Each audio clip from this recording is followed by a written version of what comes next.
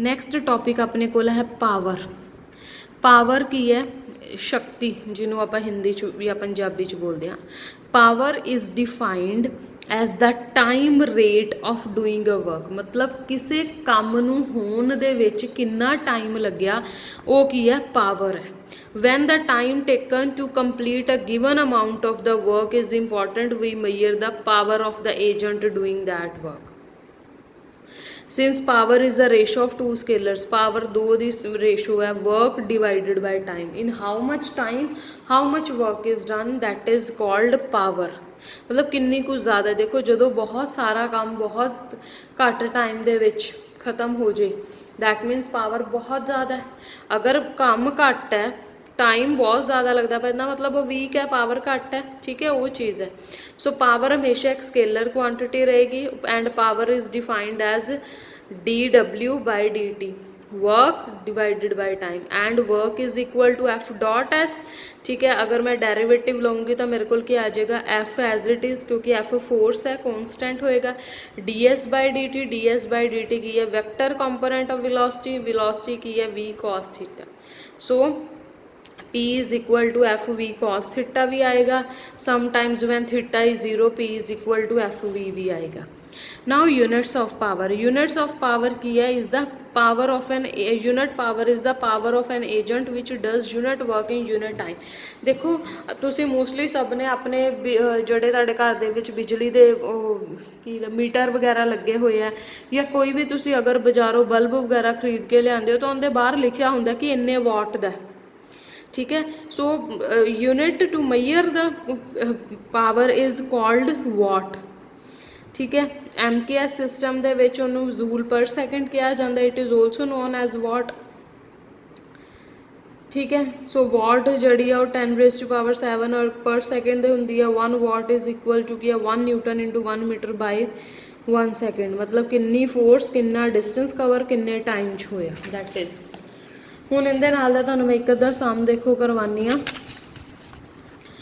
ਇਹਦੇ 'ਚ ਹੈ ਗਿਵਨ ਆਪਾਂ ਨੂੰ ਫਸਟ ਐਗਜ਼ਾਮਪਲ ਹੈ what is the power of an engine which can lift 20 metric ton of coal per hour from a mine 20 meter deep।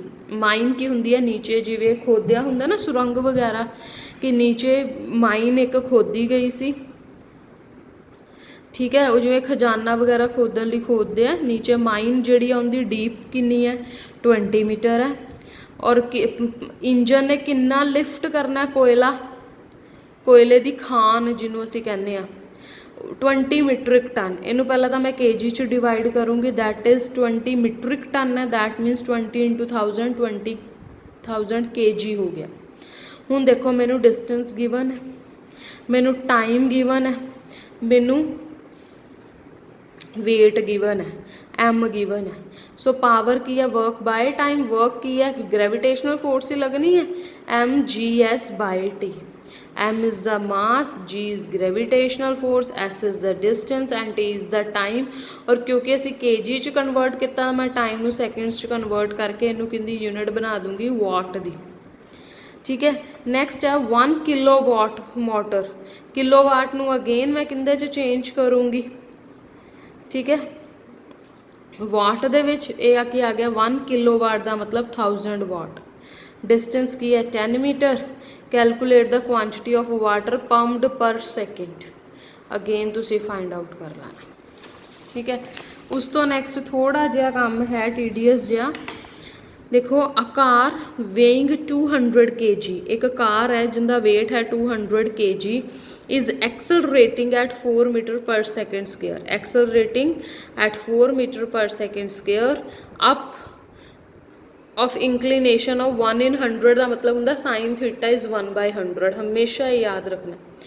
resistance being 10 gram weight per kg weight, total weight कितना 200 kilogram, तो हर kilogram दे पर किन्ने ग्राम resistance लगती है 10 ग्राम।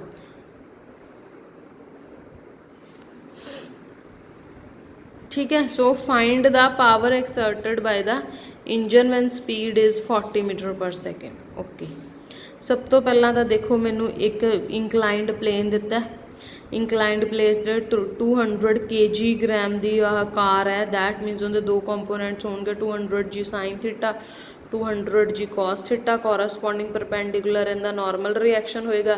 ਇਹਨੂੰ ਉੱਪਰ ਨੂੰ ਖਿੱਚਣਾ ਤਾਂ P ਫੋਰਸ ਇਹਨੂੰ ਉੱਪਰ ਨੂੰ ਖਿੱਚੇਗੀ ਤਾਂ ਫ੍ਰਿਕਸ਼ਨ ਹਮੇਸ਼ਾ ਨੀਚੇ ਨੂੰ ਜਾਏਗੀ। ਰੈਜ਼ਿਸਟੈਂਸ ਫੋਰਸ ਜਿਹੜੀ ਹੈ ਤਾਂ ਦੇਖੋ sine theta is 1/100 component of weight down the plane ਨੀਚੇ ਜਾਣ ਵਾਲਾ ਕਿਹੜਾ 200 ਗ੍ਰਾਮ ਸਾਈਨ ਥੀਟਾ। ਰੈਜ਼ਿਸਟੈਂਸ ਕੀ ਹੈ 10 ਗ੍ਰਾਮ ਪਰ kg ਵੇਟ, 1 kg ਵੇਟ ਤੇ 10 ਗ੍ਰਾਮ ਹੈ ਤਾਂ 200 kg ਵੇਟ ਤੇ ਕੀ ਹੋਊਗੀ 10 × 200 ਡਿਵਾਈਡਡ ਬਾਈ 1000 ਕਰਕੇ ਉਹਨੂੰ ਗ੍ਰਾਮਸ 'ਚ ਕਨਵਰਟ ਕਰ ਲਿਆ, ਸਾਰਾ ਕੁਛ ਜੀ ਨਿਊਟਨਸ 'ਚ ਕਨਵਰਟ ਕਰ ਲਿਆ। ਐਕਸਲਰੇਸ਼ਨ ਕੀ ਹੈ 4 metre per second square, metre per second square है ना, तो 200 × 4 करके की आ गया 800। ठीक है, उस तो बाद एक्सलरेटिंग फोर्स पता ना MF, एक्सलरेशन नहीं है तो एक्सलरेटिंग फोर्स है वो की होंगी M × F। हुण पुल एग्जर्टड बाय द न्यूटन्स देखना किन्ना क पुल लगता पिया या किन्ना क खिंचाव या किन्ना उन्होंने खिंचना पैना। एक तो हैगा component of weight down the plane जोड़ा नीचे जाता पे और रेजिस्टेंस 2G प्लस रेजिस्टेंस जी आती पी है अगेन 2G। एक component of weight down the plane ये भी नीचे नू सी, रेजिस्टेंस है ये भी नीचे नू सीगा, प्लस जी आती एक्सलरेटिंग फोर्स है वो ये टोटल P नू लगाना पैना क्योंकि P किंदे इक्वल है P उपर नू लैके जाता पिया तो नीचे वाल नू इनू कौन खिंचता पिया, एक इहदा जिहड़ा कंपोनेंट खुद डाउनवर्ड है, एक रेजिस्टेंस और एक जड़ी एक्सलरेटिंग फोर्स है। सो पावर ऑफ इंजन की होएगी P × 40 फोर्स × स्पीड। ठीक है, सेम नैक्सट वाला भी इसे कैटागरी का, बस उनके फर्क की है, उनके स्पीड 20 मीटर पर सेकेंड देता, वेट M kg देता, इंक्लिनेशन 1/n देती, रेजिस्टेंस M kg वेट देती, एग्जैक्टली सेम यही है।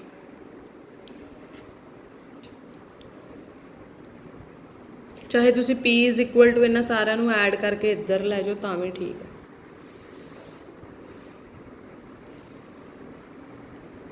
सो इत्थे तक तुसी सारिਆਂ ने करके आना।